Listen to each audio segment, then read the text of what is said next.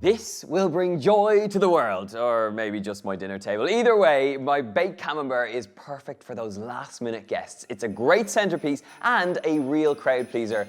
You're gonna see why.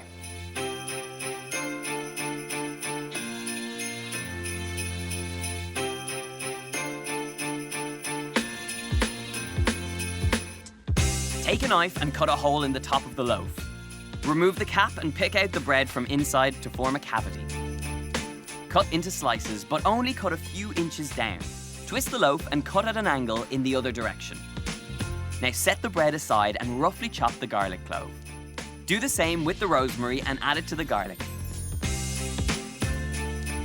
Finish with a dash of olive oil and a spoon of honey. Now for the fun bit.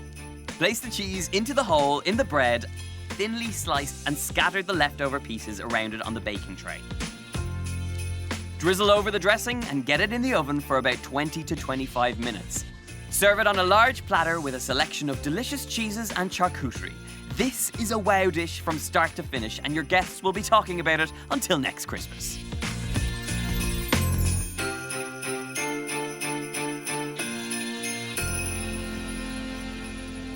This is my chicken pot pie.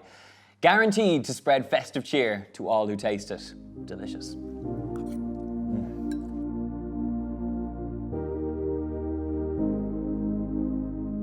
This chicken pot pie is one that is just so flavorful. It's gonna wrap you with love and comfort around Christmas time. And it starts off in the pan. I've got a little oil in there. I'm just gonna chop up our carrots. Now, this is, as I mentioned, a cheats version of a chicken pot pie. I'm using some leftover chicken, or you could use rotisserie chicken, or better yet, around Christmas time, it is the perfect recipe to use up any turkey and ham leftovers. So just follow the same method and plonk in your leftovers, and you will be left with serious comfort food just after Christmas. Carrots go in. Another little cheat ingredient alongside my leftover chicken is some pickled pearl onions. A little bit of a retro ingredient here, but one that will give you lovely onion flavor and a little bit of tang too. These go straight in. Little touch of sea salt, a little bit of black pepper.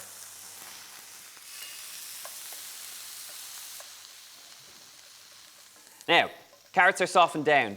Butter goes in. So just melt the butter in. Next ingredient, a few tablespoons of flour. And we're gonna make up this roux. Just mix that flour into the butter. And as soon as it starts smelling kind of like cooked pastry, you'll know you've cooked out the flour and you won't get that bitter taste to it. So slowly but surely add in a little touch of chicken stock until you have a nice smooth sauce. Just mix it through. Keep the temperature up.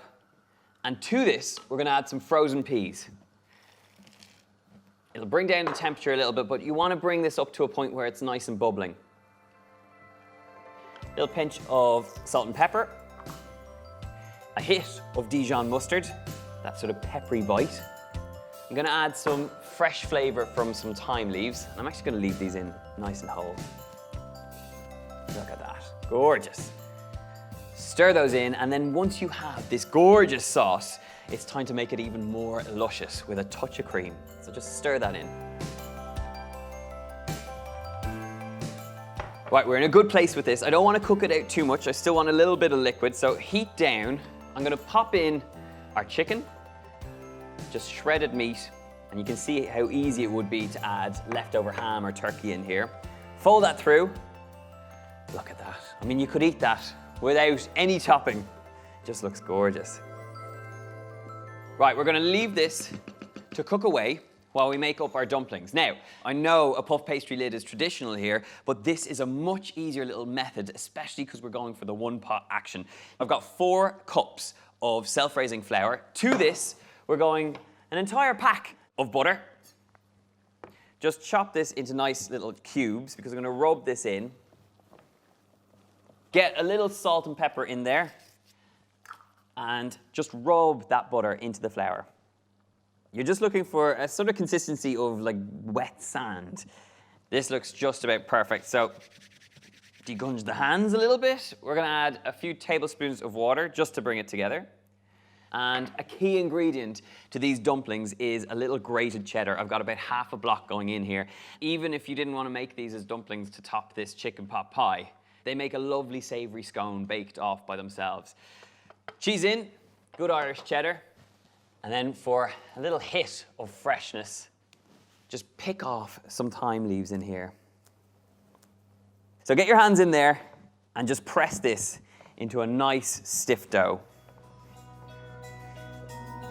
So rather than having to roll out any pastry, we've got a very simple dumpling mix. And I'm just going to take little balls of this. So just roll out these little dumplings into something that's kind of like a golf ball size, maybe a little bigger, and then pop these around this chicken pot pie filling. The beauty of this recipe is that you don't have to be too specific with anything. It's a bit of a rustic kind of pie. They are going to expand during the cooking time, but there's no exact science here. So I'm just going to brush these tops with a little bit of egg wash, just to make sure they get a nice touch of colour. And then a last little grating of that gorgeous Irish cheddar just over the top. Finishing touches, a few little sprigs of thyme just sprinkled over the top. Let's get it into the oven. It's going to cook off just until those dumplings are risen and golden brown.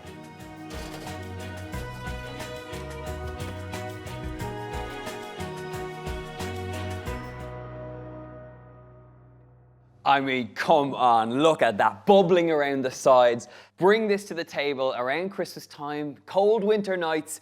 This is a winner. Well, let's tuck in. This is the best moment after all that hard work. Look at that, just creamy with golden little dumplings on top. This is where it's at.